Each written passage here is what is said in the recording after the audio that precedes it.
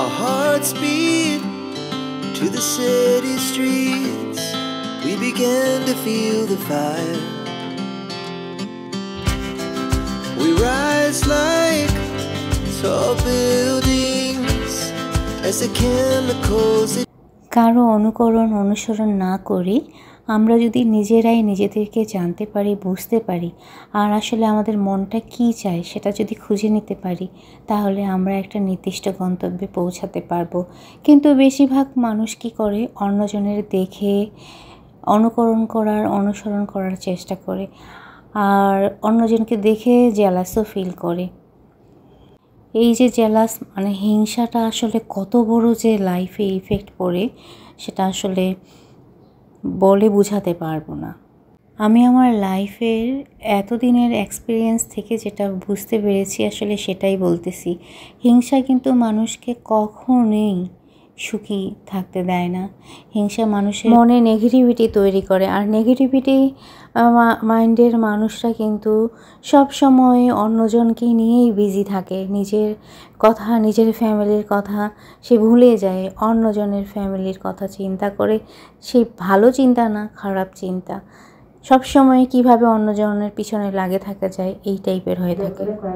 ব্যালকনিতে এসেছিলাম আমি পাখিটাকে দেখার জন্য, কারণ সকালবেলা যখন আমি ঘুম থেকে উঠি তখন থেকেই দেখতেছি যে পাখিটা নাই, আর ডিম দুটো শুধু আছে। কাক কখন নিয়ে যায়, কী যে হয়েছে, পাখিটা কোথায় যে গিয়েছে এখন পর্যন্ত পাখিটা আসেনি। ডিমগুলো ওইভাবে আছে, তো আবার কাকে না নিয়ে যায়। আর এদিকে রান্নাঘরে এসেছি আমি। আজকে দুপুরে খাসির মাংস রান্না করব আর চটপটি খাবো। বিকালবেলা দেখে ডাল ভিজানো হয়েছে। আজকে বাজার থেকে নিয়ে এসেছে হাঁসের ডিম, তাও আবার সাইজটা এত বড়। আমি তো বিশ্বাসই করতে পারতেছি না যে এত বড় হাঁসের ডিম হয়, কারণ আমি হাঁসের ডিম আগেও দেখেছি কিন্তু সাইজে ছোট। আর এটা নিয়ে এসেছে, এটাকে কি বলে, কাঁসা মেবি। এটা মাছ ধোয়ার জন্য ইউজ করা হয়। তো আমি বেশ কিছুদিন ধরে দুটো জিনিস খুঁজতেছিলাম। এটা দিয়ে ভর্তা করা যায়, এটা দিয়ে মশলাও হালকা রসুন আদা পিষে নেওয়া যায়। তো আমার যেহেতু শিল্পাটা একটু প্রবলেম, ভারী, তো এই জন্য এটা নেওয়া হয়েছে। এটা আসলে বেশ কিছুদিন ধরে আমি খুঁজতেছিলাম। তো মাংসের মধ্যে আলু দিব, তো আমার মেয়ে আলুগুলো ছিলে দিচ্ছে আর আমি ঝটপট করে কেটে নিচ্ছি।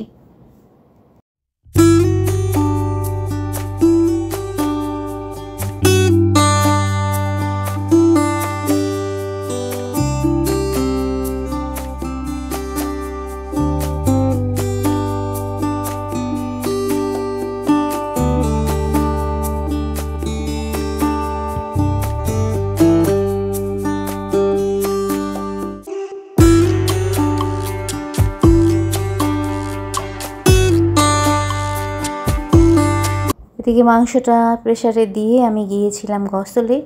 তো আজকে বাসায় এসেছে আমার ছোট যা আর তার মা। তো খাসির মাংসটা আমি আলু দিয়ে কষে নিচ্ছি।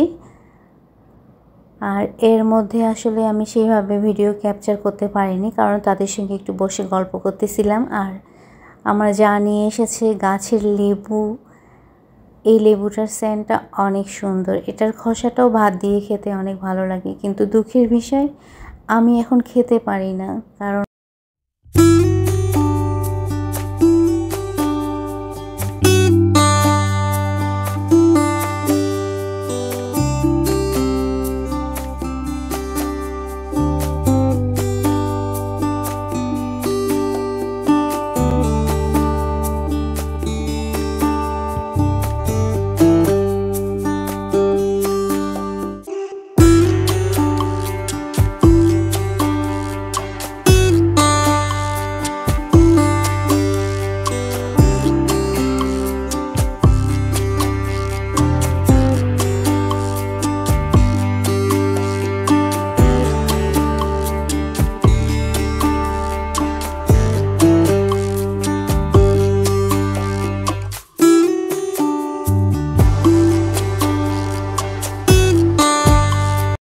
জাম্বুরাটা ছিলতে যায় আমার ছোটোবেলার কথা মনে পড়ে গেল।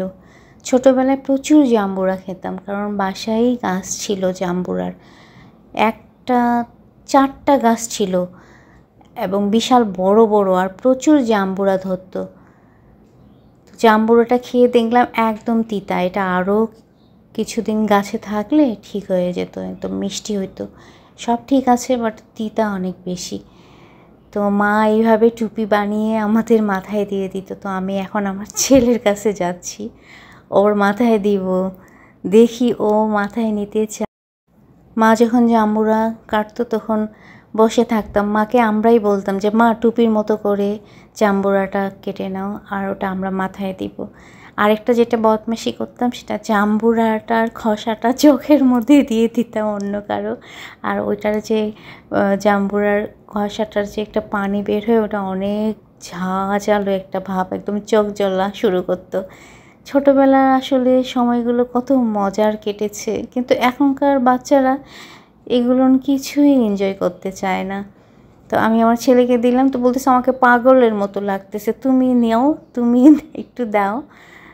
তো আমার মাথাটা তো আমার ছেলের থেকে বড়, ওটা বসবেই না। আর এদিকে দুপুরে খাবার রেডি করে নিচ্ছি, যদিও আমাদের টাইম হয়নি, কিন্তু ওই যে আমার জায়ের মা এসেছে, মানে খালা, উনি বয়স্ক, তো ওনার জন্য আজকে তাড়াতাড়ি করে আমরা খাবো। আর আপনারা যারা এই পর্যন্ত আমার সঙ্গে আছেন তাদেরকে বলবো থ্যাংক ইউ। আর যারা এখনও আমার চ্যানেলটাকে সাবস্ক্রাইব করেননি তাদেরকে রিকোয়েস্ট করব, প্লিজ চ্যানেলটাকে একটু সাবস্ক্রাইব করে দেবেন, আর ভিডিওটাতে লাইক করবেন, কমেন্ট করবেন।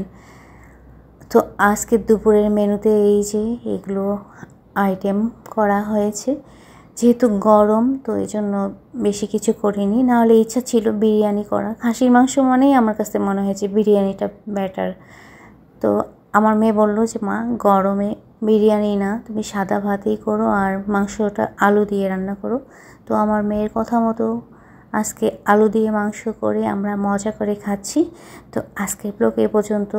আপনাদের সকলের সুস্থতা কামনা করে, না বিদায় না, আরেকটা জিনিস, এটা হচ্ছে আমার যা নিয়ে এসেছে শনপাপড়ি, শনপাপড়ি, হ্যাঁ শনপাপড়ি, হ্যাঁ এটা অনেক খেতে আমার ভালো লাগে। তো এখন খাওয়ার পরে একটু মিষ্টি মুখ করার সুন্নত, তো একটু মিষ্টি মুখ করে নিলাম।